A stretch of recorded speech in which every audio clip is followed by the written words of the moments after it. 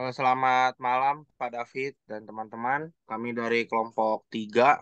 Ini dulu, belakangin dulu ini ya. Perkenal. Kami dari kelompok 3 yang beranggotakan Joaquinoa yang memiliki role processing. Saya sendiri Sabra Pasca yang memiliki role assembly. Dan Alphonsus Joy Bonti yang memiliki role material handling and storage. Dan ada Yoria Farlin yang memiliki role inspection and test. Dan yang terakhir, Howard Yahya yang memiliki role control. Dan proyek kami berjudul Sus Manufacturing. Next, deskripsi project. Project ini kita membuat aplikasi untuk sebuah UMKM untuk menjual produk sepatu yang sudah dibuat. Misalnya melalui proses pembuatan sepatu yang panjang sebelum bisa dipakai. Jumlah langkah yang masuk ke produksi sepatu berbeda-beda berdasarkan gaya atau jenis sepatu yang dibuat. Misalnya, merek alas kaki pribadi mungkin memiliki langkah yang lebih sedikit daripada sepatu sepatu khusus.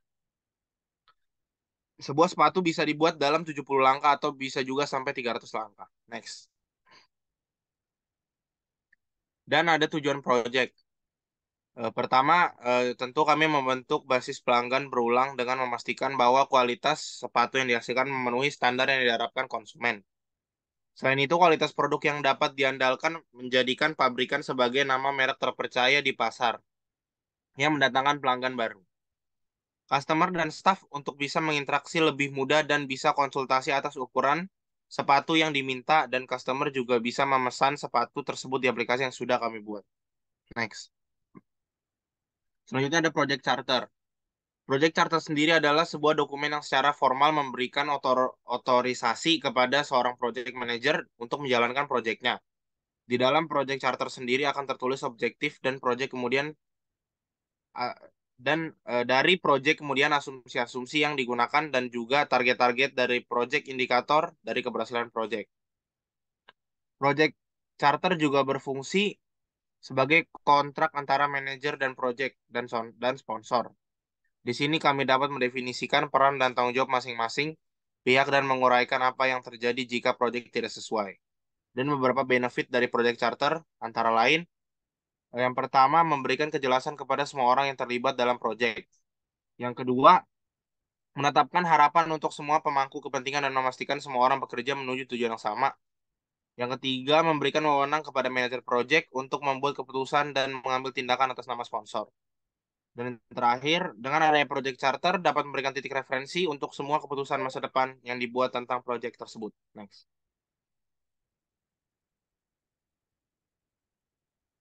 Project Overview memiliki judul deskriptif, ringkasan masalah yang akan ditangani oleh proyek, dan bagaimana kita mencapainya. Pertama, tambahkan tautan apapun ke dashboard proyek dan portal tim untuk akses mudah ke status berkelanjutan. Berikan proyek Anda atas nama deskriptif.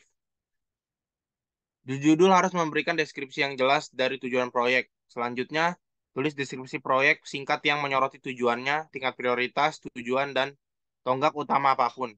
Dan ketergantungan apapun pada proyek yang lalu atau yang sedang berlangsung. Anda juga harus menyebutkan metodologi manajemen proyek tertentu yang akan digunakan seperti Agile, Kanban, atau Scrum. Yang selanjutnya ada project scope. Sebutkan semua yang termasuk dalam ruang lingkup proyek dan sama pentingnya. Hal-hal yang tidak. Penting juga untuk menentukan bagaimana Anda akan mengukur keberhasilan proyek Anda. Dan selanjutnya ada estimated project schedule. Menjadwal proyek harus mencerminkan waktu yang dibutuhkan tim Anda untuk menyelesaikan pekerjaan. Bukan beberapa lama waktu yang Anda inginkan. Sekarang adalah kesempatan untuk membangun dalam waktu ekstra. Jadi keadaan darurat yang tidak terduga tidak akan mengalahkan proyek Anda. Oke, sekian dari presentasi PPT. Terima kasih.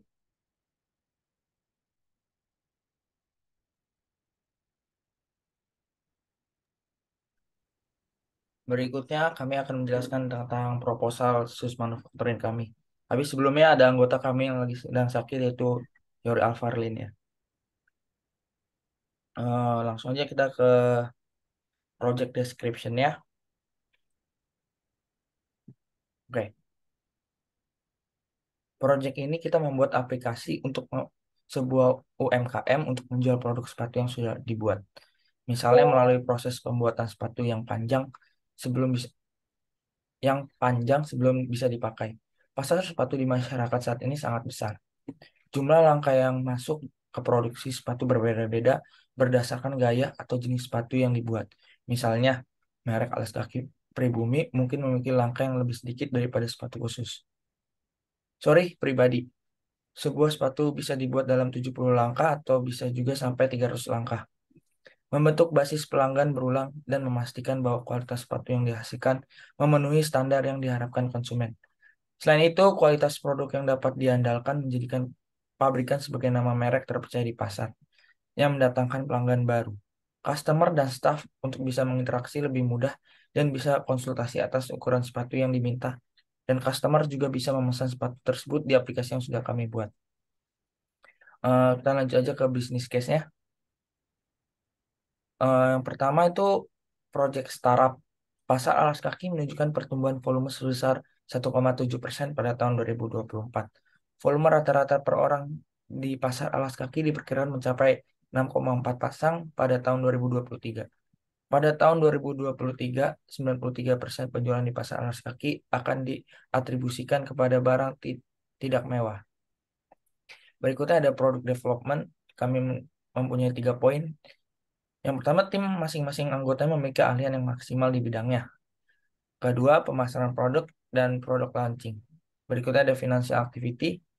Di sini kami melakukan pencatatan dan akan meminimalisir pengeluaran sebaik mungkin. Berikutnya ada marketing and sales. Pada proyek ini kami sangat membutuhkan sosial media supaya mempromosikan produk-produk yang ada di aplikasi kami, yaitu sepatu dan juga menawarkan diskon yang ada. Lanjut ke agreement. Hmm, Perjanjian antara perusahaan dan klien dengan ini dibuat pada tanggal 22 Februari 2003.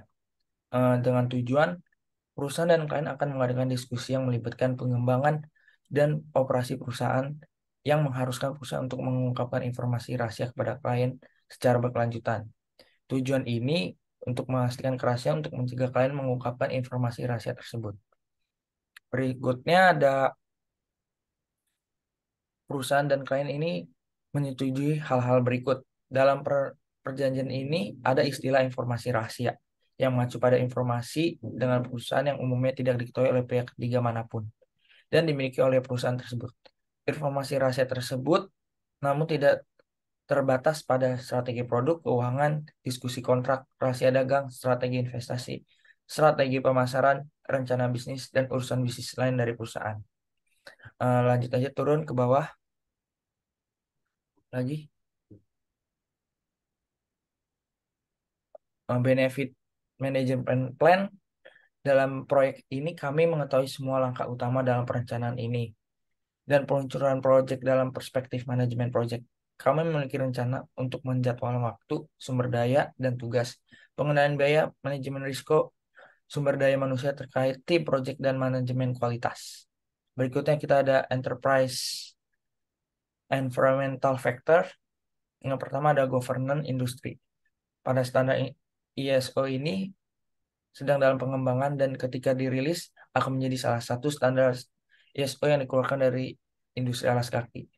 Menggunakan standar ISO ini di bidang manufaktur adalah metode peningkatan sistem dan proses manufaktur dengan tujuan meningkatkan keamanan dan kualitas produk untuk memenuhi kebutuhan pelanggan.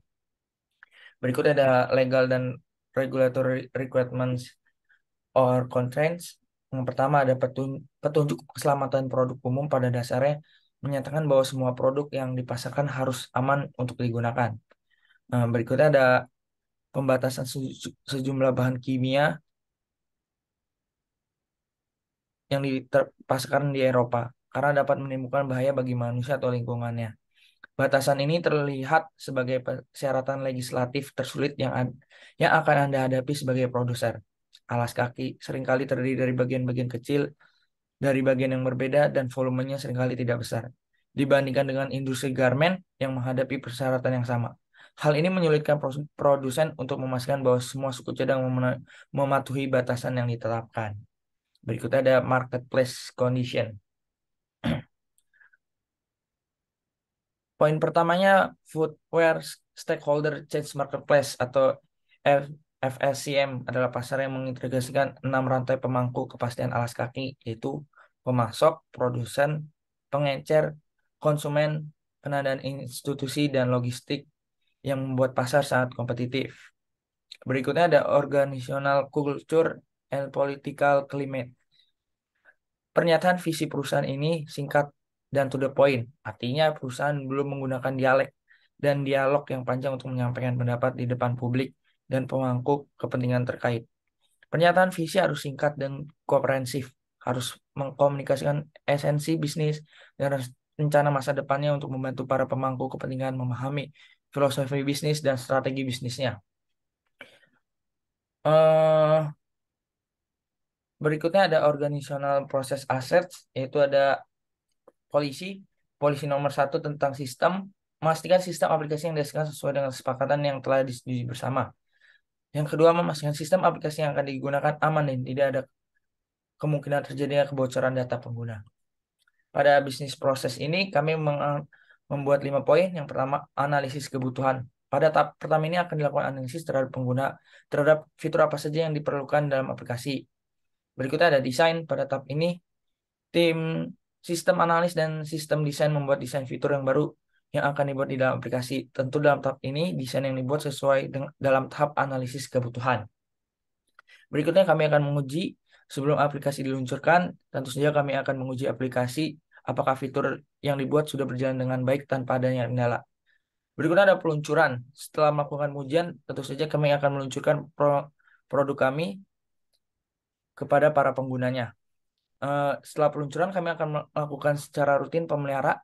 Tahap penting dalam peluncuran aplikasi adalah memastikan kinerja aplikasi yang dibuat terus berjalan optimal karena aplikasi yang dibuat digunakan untuk jangka panjang. Berikutnya ada penjelasan dokumen approval. Ini disiapkan oleh Sisa Prapasan Sinaga dan kami buat pada hari Rabu 22 Februari 2003. Sekian dari proposalnya, kita lanjut ke Project Libre. Ya, selanjutnya ada Project Libre yang tema sus manufacturing yang durasinya ada 65 hari. Kenapa lama? Karena codingannya untuk 15 hari untuk bisa selesaiin dan bisnis case-nya 10 hari, EEF-nya 8 hari. Bisnis proses ini yang paling lama dari durasinya. Ada analisis analisis kebutuhan aplikasi, desain aplikasi, pengujian aplikasi, peluncuran aplikasi, dan pemeliharaan aplikasi. Finishing membutuhkan 9 hari.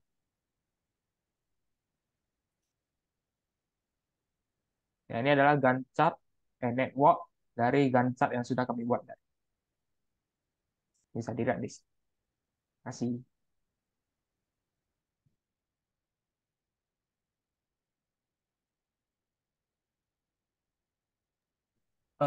Gue yang share screen nanti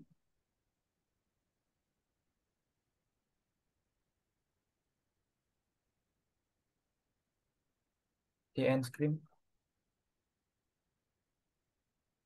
Share.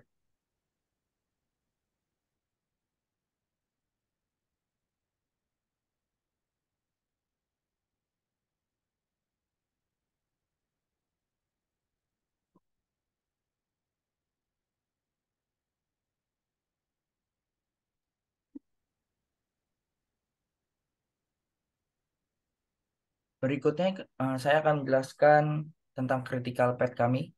Sebelum critical pertama, kita membuat tabel dulu sesuai aktivitas masing-masing. Pada di sini ada kode A yang aktivitasnya coding kita akan buat selama 7 hari. Selanjutnya kita akan melakukan aktivitas pada kode B, yaitu membuat aplikasi selama 7 hari. Dan kode C, kita akan melakukan aktivitas business case yang berdurasi 4 hari. Kode D, EEF berdurasi 4 hari. Dan di kode E, business process berdurasi 8 hari. Dan terakhir, kode F, yaitu finishing di 1 hari. Yang pertama, eh,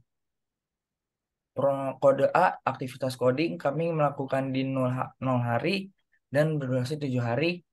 Berikutnya pada aplikasi pada aktivitas aplikasi berdurasi 7 hari lagi.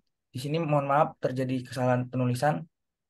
Di business case kami berdurasi 13 hari jika di totalnya. Turun kita ke aplikasi D yaitu EEF, kita sama berdurasi 13 hari. Dan di bisnis proses yaitu kode E kita berdurasi 21 hari dan kita akan melakukan finishing di 22 hari. Dan yang akan dilanjut di cost.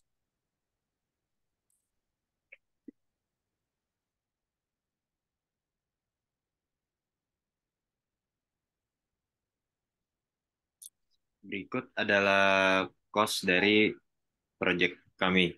Jadi untuk summary-nya, kita ada budgetnya $2.000, lalu total durasinya itu 65 hari. Lalu untuk durasi yang sudah dilakukan adalah 44 hari, dan yang sudah dikomplit persentasenya itu 80%, dan total spend untuk sekarang adalah $1.500.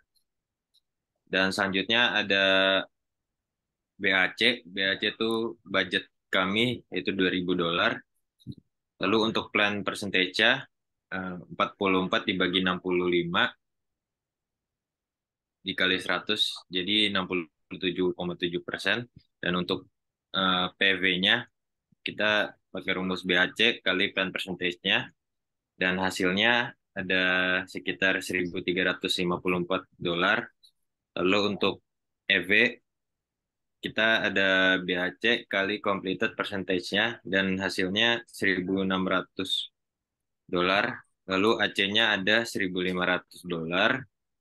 Dan untuk CV-nya itu rumusnya EV kurang AC, dan itu 1.600 kurang 1.500 hasilnya 100. Lalu ada CPI, rumusnya EV dibagi AC, lalu 1.600 dibagi 1.500 hasilnya 1,06.